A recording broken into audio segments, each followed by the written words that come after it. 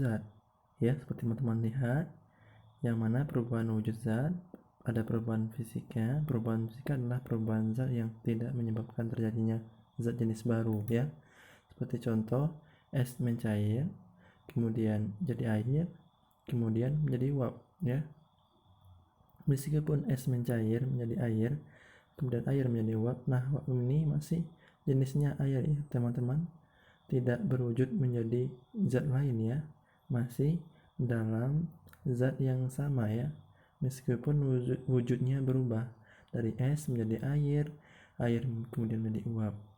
Nah, ini contoh perubahan fisika, ya teman-teman. Oke, biar kita bisa memahaminya, coba kita perhatikan ada siklus, ya. Teman-teman lihat, padat menjadi cair, maka mencair, ya. Kemudian cair menjadi padat, ya, disebut membeku, ya. Nah, kalau misalkan dari cair ke gas dinamakan mengembun, ya. Sementara dari gas ke cair dinamakan menguap. Oke. Nah, dari gas ke padat ini dinamakan mengkristal, ya. Sementara dari gas ke gas dinamakan menyublin, ya. Nah, adapun faktor yang menyebabkan perubahan wujud zat ini, ya teman-teman, perubahan itu disebabkan oleh kalor, ya teman-teman. Nah, bagi teman-teman yang belum kalor, itu dapat dikatakan sebagai energi yang diterima oleh suatu benda yang menyebabkan benda tersebut mengubah wujud bentuknya, atau bahasa sehari-harinya itu energi panas gitu, yang menyebabkan perubahan wujud zat, ya. Nah, yang menurunkan kalor itu dari padat ke cair, ya teman-teman.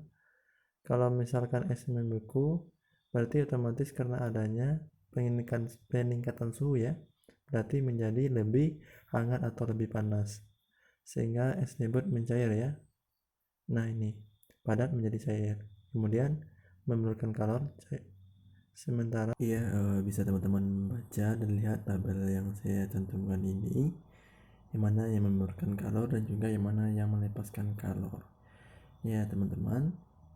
Silakan dilihat, ya, seperti menurunkan kalor, lagi lanjutan cair menjadi gas, melepaskan kalor, gas menjadi cair, ya teman-teman. Kemudian padat menjadi gas yang menurunkan kalor, yang melepaskan kalor, ya, yang mana gas menjadi padat. Mari kita percobaan, ya.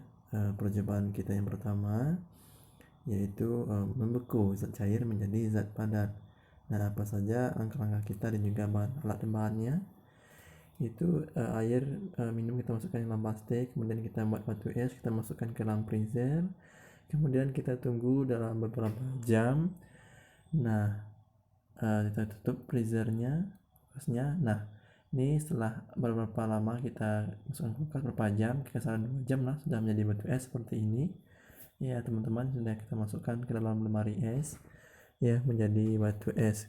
Nah, itu yang bisa kita katakan dari zat cair menjadi zat padat. Percobaan kita yang kedua, mencair zat padat menjadi zat cair gitu, yang mana di sini kita ambil zat padatnya itu batu es, ya. Kita taruh ke wadah, ya, kita isi batu es tadi ke dalam wadah, ya. Kemudian kita tunggu beberapa jam, kurang lebih 2 jam sudah mulai mencair, itu sudah hampir semuanya, ya. Kita biarkan gitu. Ini percobaan kita di rumah, silakan teman-teman cobakan. Nah, gimana hasilnya 2 jam kemudian? Nah, jadi air gitu, air dingin gitu. Nah, seperti yang saya gambarkan ini, saya praktekkan ini, ya teman-teman.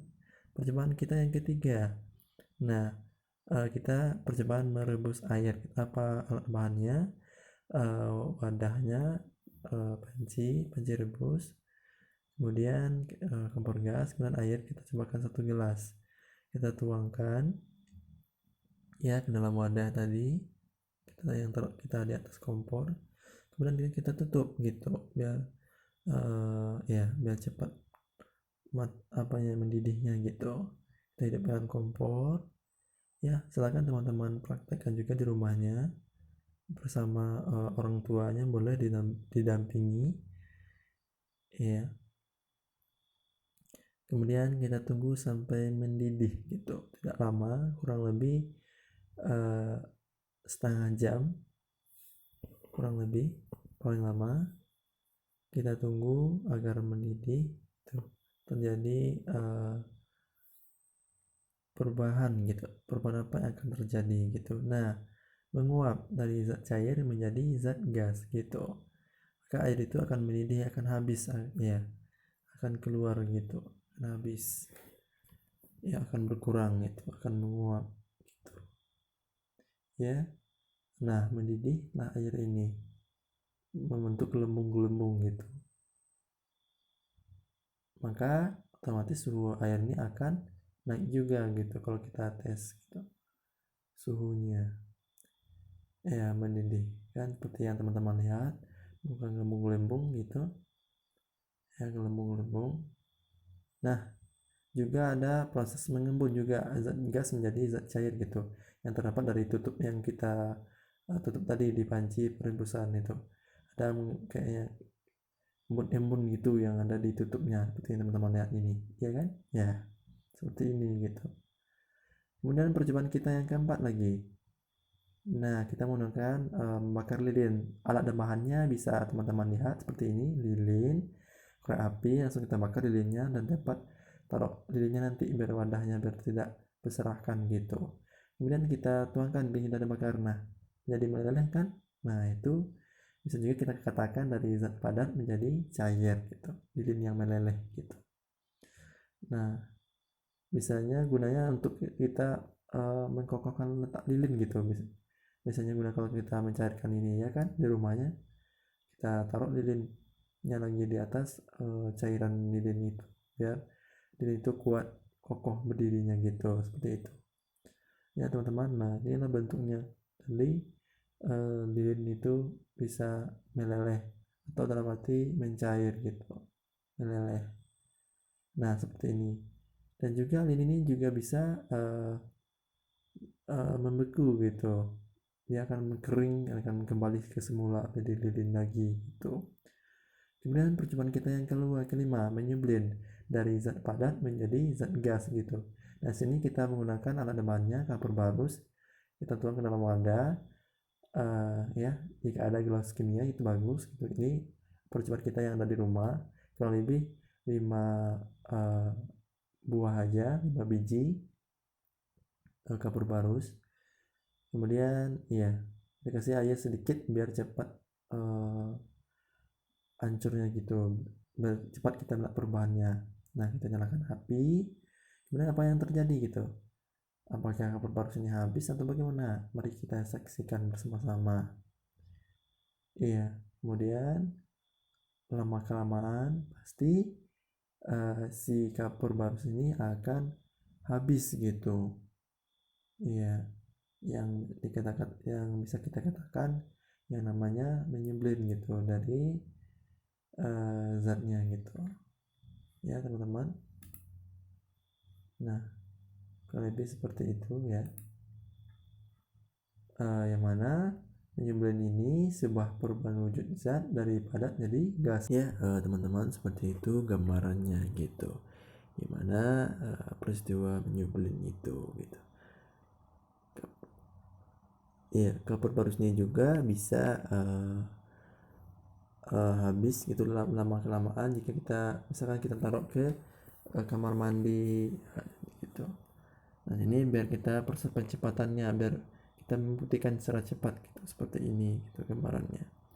Dan juga kapur barus ini juga bisa menciptakan suatu peristiwa yang lain gitu